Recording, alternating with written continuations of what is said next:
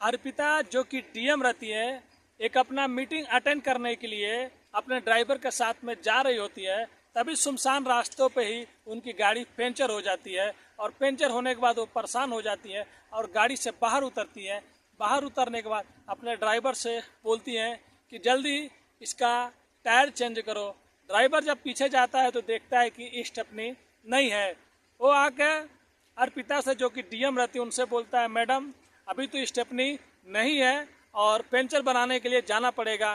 फिर डीएम साहिबा बोलती हैं कि ठीक है, तुम टायर खोल लो और किसी सवारी से लेके जाके दुकान से बनवा के आओ।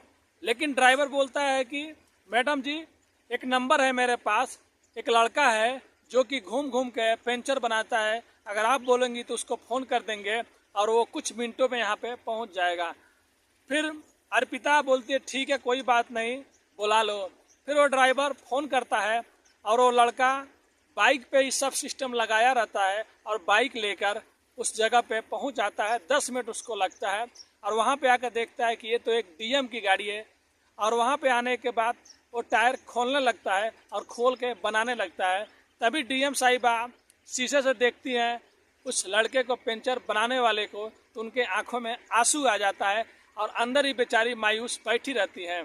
सब होने के बाद जब पंचर वाला पंचर बना के जब टायर फिट करता है और थोड़ा ड्राइवर से बात कर रहा होता है, तब देखता है कि अंदर जो बैठी है वो अर्पिता है।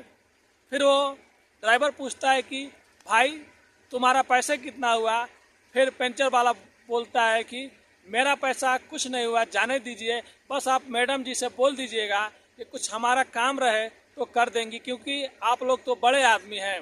ये बात वो डीएम साहिबा सुन लेती हैं और गाड़ी से बाहर उतरती हैं और बोलती हैं ऐसा कुछ नहीं है। एक लिफाफा होता है, लिफाफे पर उनका नंबर लिखा रहता है और ड्राइवर को देती हैं और बोलती है कि उस पंचर वाले को दे दो जिसका नाम राजू रहता है, और बोल दो कि कभी कुछ ज़रूरत पड़े तो इस नंबर पे कॉल भी कर ले। वो ड्राइवर जाके उस पंचर वाले को वो लिफाफा दे देता है और बोलता है कि मैडम ने कहलवाया है, अगर आपको कभी भी किसी चीज़ की ज़रूरत हो इस नंबर पर कॉल कर ले। और वो पंचर वाला वहाँ से चला जाता है और ये मैडम भी वहाँ से चली जाती है। तो चलिए पूरी कहानी बताते हैं कैसे क्या हुआ था। अगर आप इस चैनल पर नए हैं तो आप लोग से रिक्वेस्ट करते हैं कि चैनल को सब्सक्राइब, लाइक, शेयर कर लीजिए ताकि हमारा हौसला भी बढ़ता रहे और अच्छी अच्छी कहानियाँ और अच्छी मैं वीडियो आप लोग के लिए लेते आऊँ। तो नमस्ते, आदाब, सत श्री अकाल। आज की जो सच्ची घटना, आज की जो सच्ची कहानी मैं आप लोग को सुनाने जा रहा हूँ, ये कर्नाटका की एक छोटे से गाँव की है। होता यह है कि कर्नाटका के एक छोटे से गांव में एक परिवार रहा करता था जिसमें कुल 4 सदस्य रहते थे। एक उनका बेटा और एक माँ बाप और एक उनकी छोटी बेटी। बड़े बेटे का नाम राजू रहता है और उसकी बहन का नाम सोनम रहता है। ये लोग गांव से कुछ किलोमीटर दूर एक शादी में गए रहते हैं, जो बहुत बड़े आदमी का शादी रहता है।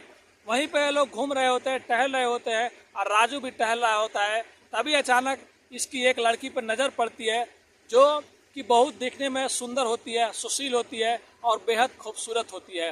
वो लड़की भी राजू को देख रही होती है, लेकिन लड़का उससे कुछ नहीं बोलता है।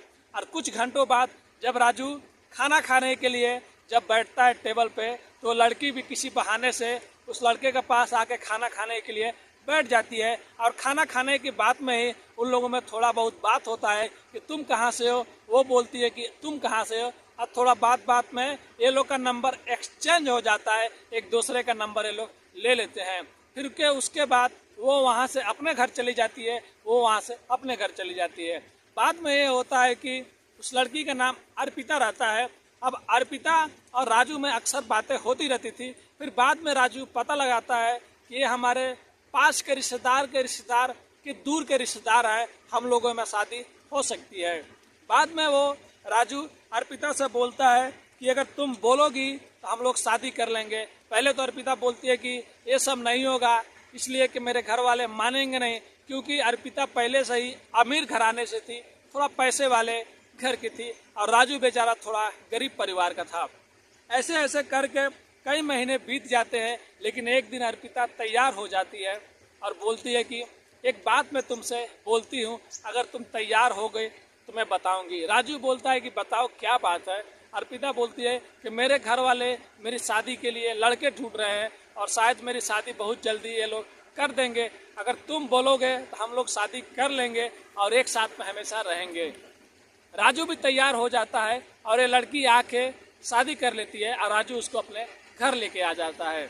अब लड़की के घर वाले जैसे सुनते हैं वो लोग भी गुस्सा हो जाते हैं, लेकिन कुछ दिनों बाद माँ बाप भी मान जाते हैं, बोलते हैं चलो ठीक है, हमारी लड़की जहाँ भी है तहें बस खुश रहे और खुशहाल रहे। फिर ऐसे ऐसे करके कुछ महीने बीत जाते हैं। राजू के घर वाले भी बहुत खुश होते हैं, उनकी बहुत खूबसूरत रहती है, गांव के लोग भी अक्सर देखने आते थे। लेकिन वो जो अर्पिता रहती है पढ़ाई में भी बहुत अच्छी रहती है। बाद में वो राजू से बोलती है कि अगर आप बुरा नहीं माने तो एक बात आपसे मैं बोलती हूँ। राजू बोलता है कि बोलो क्या बात है। अर्पिता बोलती है कि मैं आगे कुछ करना चाहती हूँ, मैं कुछ बनना चाहती हूँ, अगर आपकी इजाज़त हो तो मेरा एडमिशन करा दीजिए। फिर राजू भी पहले सोचता है, फिर बाद में बोलता है कि मुझे कोई आपत्ति नहीं है, तुम पढ़ो, तुम्हारा एडमिशन मैं करा दूंगा। वो हमेशा अर्पिता बोलती थी कि मेरा सपना है कि मैं यूपीएससी क्लियर करूं, मैं भी एक बड़े पद पे जाऊं और लोगों की सेवा करूं। बाद में राजू के घर वाले भी मान जाते हैं और इसका एडमिशन हो जाता है, ये पढ़ाई करने लगती है, कोचिंग करने लगती है। राजू भी जाके कहीं ना कहीं पे कोई काम करता था, आता था पैसे कमा के। और बाद में एक दिन ऐसा होता है कि लड़की के घर वाले फोन करते हैं और मालूम नहीं अर्पिता को क्या क्या बोल देते हैं। फिर अर्पिता बाद में घर में झगड़ा करने लगती है, बाद में फिर बोलती है कि तुम लोग अच्छे नहीं हो। फिर राजू से भी झगड़ा होने लगता है। ऐसे ऐसे करके अब डेली 4 दिनों पे हफ्ते में झगड़ा होने लगता है और बाद में झगड़ा इतना बढ़ जाता है कि अर्पिता बोलती है कि मुझे आप लोगों के साथ में नहीं रहना है, मुझे राजू के साथ में नहीं रहना है, मैंने बहुत बड़ी गलती की लव मैरिज करके, इससे शादी करके, क्योंकि इसने तो मेरे लायक था ही नहीं और मैं अपने घर वालों की बात नहीं मानी। राजू बोलता है कि आज तुम ये बात बोल रही हो, उस टाइम तुम ही बोली तो मैंने शादी के लिए बोला। आज मेरे घर वाले भी अच्छे नहीं हैं और मैं भी अच्छा नहीं हूँ। चलो ठीक है, तुम जो करना चाहती हो तुम करो, तुम जिसमें खुश हो तुम उसमें रहो। राजू भी उसको आज़ाद कर देता है और उसके बाद अर्पिता तलाक लेके अपने घर पे चली जाती है। तलाक लेने के बाद अर्पिता जब घर पे चली जाती है और वहीं से पढ़ाई करने लगती है और कुछ महीनों बाद उसका एग्ज़ाम आता है। अर्पिता एग्ज़ाम देकर उधर मजिस्ट्रेट यानी कि डीएम बन जाती है और उधर ही काम में लगी रहती है। इधर तलाक होने के बाद राजू का परिवार भी टूट गया रहता है, वो लोग भी बेचारे ऐसे ऐसे रहते हैं। फिर बाद में घर में ज़्यादा परेशानियाँ आने लगती है। फिर बाद में कुछ ज़मीन रहता है, राजू वो भी ज़मीन बेच देता है और बेच के घर वालों का खर्चा चलाने लगता है। फिर बाद में राजू के पिता का भी प्रॉब्लम हो जाता है, वो भी हॉस्पिटल में डेली आते थे जाते थे। फिर बाद में राजू भी सोचता है कि अब काम ऐसे नहीं चलेगा, अब तो बीवी भी छोड़ के गई, जिससे प्यार किया वो भी छोड़ के गया, अब किसी पे विश्वास नहीं है, बस विश्वास है तो अपने ताकत पे, अपने कामों पे अब काम करके घर को चलाना है। अब उस लड़की के बारे में कभी नहीं सोचना है। फिर बाद में राजू का एक दोस्त होता है जिसका पेंचर शॉप होता है, वो राजू को बुलाता है और बोलता है कि ऐसे कैसे इतना दिन चलेगा, तुम शराब पियोगे, तुम उस लड़की के बारे में सोचोगे, मैं एक सलाह देता हूँ कि तुम भी एक पेंचर का शॉप क्यों नहीं खोल लेते हो, पेंचर का शॉप चलाओ, उससे कुछ पैसे आएंगे तो तुम्हारे घर भी अच्छा चलेगा और इस काम में पैसे भी ज़्यादा नहीं लगते हैं।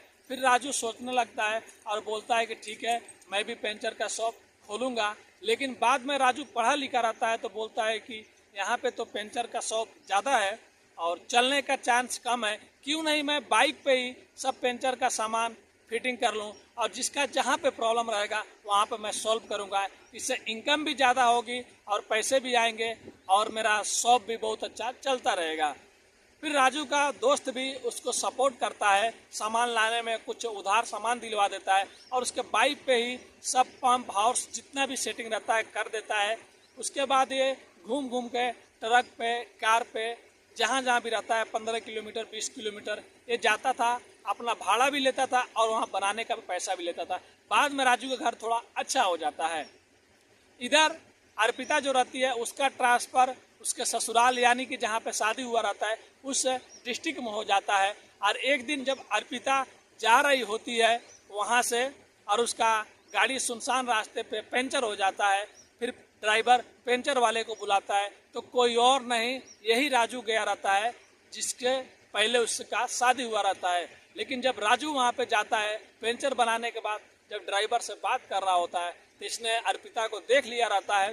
बाद में ये बोलता है कि मुझे पैसे नहीं चाहिए, लेकिन अर्पिता पैसे देती है एक लिफाफे में और ऊपर नंबर लिखा रहता है और ये बुलवाती है कि अगर कभी भी कुछ ज़रूरत पड़े तो इस नंबर पे कॉल कर लेना। फिर बाद में जब वो नंबर और लिफाफा लेके राजू घर पे आता है तो देखता है उस लिफाफे के अंदर 10,000 रुपये है और ऊपर मोबाइल नंबर लिखा हुआ है। रात ज़्यादा हो गई रहती है, राजू सोचता है कि फ़ोन करूं या नहीं करूं। फिर राजू हिचकिचाते हुए रात में 11 बजे फ़ोन करता है और फ़ोन उधर उठता नहीं है। फिर दोबारा फ़ोन करता है, फिर फ़ोन उठता नहीं है, राजू सो जाता है। लेकिन उसके बाद उधर से कॉल आता है, राजू उठाता है। उधर से अर्पिता बोलती है कि आप कैसे हो और कैसे आपकी हालत हो गई हो, आप क्या कर रहे हो। फिर राजू बोलता है क्या कर रहा हूँ, मेरा काम ही ऐसी है। फिर वो बोलती है कि ऐसे कैसे हो गए, आप तो बहुत अच्छा काम करते थे, जॉब करते थे, बाहर में जाते थे आते थे, अभी आप ये सब क्या कर रहे हो। हाल चाल लेने के बाद राजू बोलता है ये सब तुमको अगर जानना है तो तुमको मुझसे मिलना पड़ेगा। फिर उसके बाद राजू उससे पूछता है कि और बताओ तुम कैसी हो, कैसी तुम्हारी ज़िंदगी चल रही है। अर्पिता बोलती है तुम देख ही रहे हो, बस मैं जो बनना चाहती थी, जिस मुकाम को हासिल करना चाहती थी, वो मुकाम वो चीज़ मैं हासिल कर ली और मैं आज डीएम की पद पे हूँ। फिर वो बोलती है ठीक है, मैं कब मिलने आऊँ।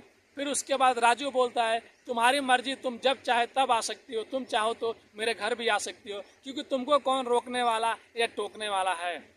अर्पिता बोलती है नहीं, अभी मैं डीएम हूँ, अभी मैं कुछ भी करूँगी, वैसे घर पे आऊँगी तो लोग बातें बनाएंगे। ऐसा करते हैं कल सुबह आप 9 बजे आ जाओ, मैं अपने चेहरे पे कपड़े बांध के आऊँगी और आपके साथ में आपके बाइक पे चलूँगी, आप जहाँ बोलेंगे वहाँ पे चलेंगे। राजू भी मान जाता है। सुबह के टाइम 9 बजे बाइक लेके आता है और अर्पिता वहाँ से निकलती है, कुछ दूर पे जाके इसके बाइक पर बैठ जाती है। कोई भी अर्पिता को पहचान नहीं पाता है कि यही डीएम साहिबा है और उसके साथ वो लोग पार्क में चले जाते हैं। पार्क में जाने के बाद अर्पिता पूछती है कि आखिर में आपकी हालत कैसे होगी, आप क्या काम करते थे, क्या कैसे हो गए, और बताओ घर में क्या क्या है। राजू सब घर की बातें बताने लगता है और रोने लगता है कि मैंने तुमसे इतना प्यार किया और मेरी क्या गलती थी तुम बताओ। अर्पिता कुछ नहीं बोलती है, बस भावुक हो जाती है और हाँ हाँ बस बोल रही होती है। फिर राजू बोलता है तुम्हारे जाने के बाद घर में इससे परेशानी आया जैसे पहाड़ टूट गया, फिर कुछ ज़मीन था ज़मीन बेच दिया, बाबूजी का भी तबीयत खराब हो गया, फिर मैं क्या करता, इधर उधर जॉब करने से जाने से फिर घर को कौन देखता, बाबूजी को कौन देखता है। इसके लिए मैं सोचा कि अब मैं घर पे रह के कुछ काम करूँगा, मेरे बाहर नहीं जाना पड़ेगा। फिर एक मेरा दोस्त ने मुझे सलाह दिया पेंचर शॉप खोल लो, फिर मैं पेंचर शॉप खोला और उसके बाद मैं घूम घूम के लोगों का गाड़ियाँ बनाता हूँ, जहाँ पे जिसका प्रॉब्लम रहता है वहाँ पे पेंचर बनाने का सामान लेके पहुँच जाता हूँ। फिर ये सब अर्पिता सुनती है, फिर चुप रहती है। फिर राजू बोलता है कि ये बताओ तुमने शादी कर लिया, और बताओ कैसे है तुम्हारे घर में, तुम्हारा पति क्या काम करता है। फिर अर्पिता बोलती है कि अभी मैंने शादी नहीं किया है। फिर बोलता है तुमने तो अपने मांग में सिंदूर लगाया हुआ है और गले में मंगल सूत्र पहना हुआ है, ये किसका है। तो वो बोलती है आज भी मैं तुम्हारे नाम का ही पहनती हूँ, मैंने शादी नहीं की है, भले हम लोग का तलाक हो चुका है। राजू भी थोड़ा भावुक हो जाता है और बोलता है बताओ तुमने मेरे साथ में ऐसा क्यों किया, तुम तो खुद बोली शादी करने के लिए, तुमको मालूम भी था कि हम लोग गरीब है और हमारी हालत कैसी है। फिर अर्पिता माफ़ी मांगने लगती है और बोलती है कि मेरे से बहुत बड़ी गलती हो गया राजू, माफ़ कर दो, मैं अपनी माँ के बहकाव में आ गई कि अब तो तुम्हें नौकरी मिलने वाली है, अब तो तुम कुछ बन जाओगी, फिर उसके साथ में कहीं क्यों रहोगी, उसके घर में क्यों रहोगी, तुम्हें तो बड़ा आदमी मिल जाएगा, तुम्हें तो बड़ा घर मिल जाएगा। मैं अपनी माँ की चक्कर में आ गई थी, इसकी वजह से मैंने तुम्हारा घर तुमको छोड़ दिया, मुझे माफ़ कर दो। फिर उसके बाद राजू को बोलती है कि चलो मुझे कुछ सामान लेना है। राजू बोलता है कि अभी नहीं, तुम चली जाओ, नहीं बोलती है चलो चलो। फिर राजू को लेकर एक मंदिर में जाती है और फिर राजू से अर्पिता शादी कर लेती है और बोलती है कि अब माँ बोले या कोई बोले अब मैं सब देख लूँगी, आप टेंशन मत लेना और कभी भी मैं आपको छोड़ के नहीं जाऊँगी। फिर राजू वहाँ से अर्पिता को लेकर अपने घर पे जाता है तो उसके घर वाले भी बहुत खुश होते हैं, उसके बाबूजी जो पड़े रहते हैं बेड पर भी बहुत खुश होते हैं कि हमारी बहू वापिस आ गई और वो भी डीएम बन के आई, जिसके लिए हम लोगों ने उसे पढ़ाया, हम लोगों ने ही उसको नाम एडमिशन लिखवाया था। वो भी सबका पैर छूती है और सबसे माफ़ी मांगती है कि दोबारा मेरे से ये गलती नहीं होगी। फिर बाद में वो राजू को ये बोलती है कि आप अब हमारी ही गाड़ी चलाइए, हमारे साथ में रहिए, हमको भी एक ड्राइवर की ज़रूरत है। फिर राजू भी अपनी पत्नी अर्पिता के साथ में जो डीएम रहती है उसका गाड़ी चलाने लगता है, और अर्पिता अब और राजू एक ही साथ में कहीं भी जाते आते थे। तो आज की कहानी यही थी दोस्तों। कहानी कैसी लगी कमेंट करके ज़रूर बताइए। अगर आप इस चैनल पे नए हैं तो आप लोग से रिक्वेस्ट है, चैनल को सब्सक्राइब, लाइक, शेयर कर दीजिए, ताकि हमारा अगला वीडियो सबसे पहले आप लोगों तक पहुंच सके। और हमारा मकसद किसी का भी दिल दुखाना नहीं है, बस लोगों को जागरूक करना और सचेत करना है।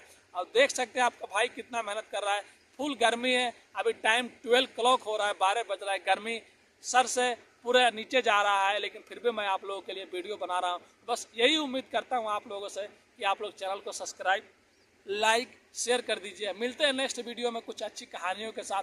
अभी के लिए अलविदा लेते हैं। धन्यवाद।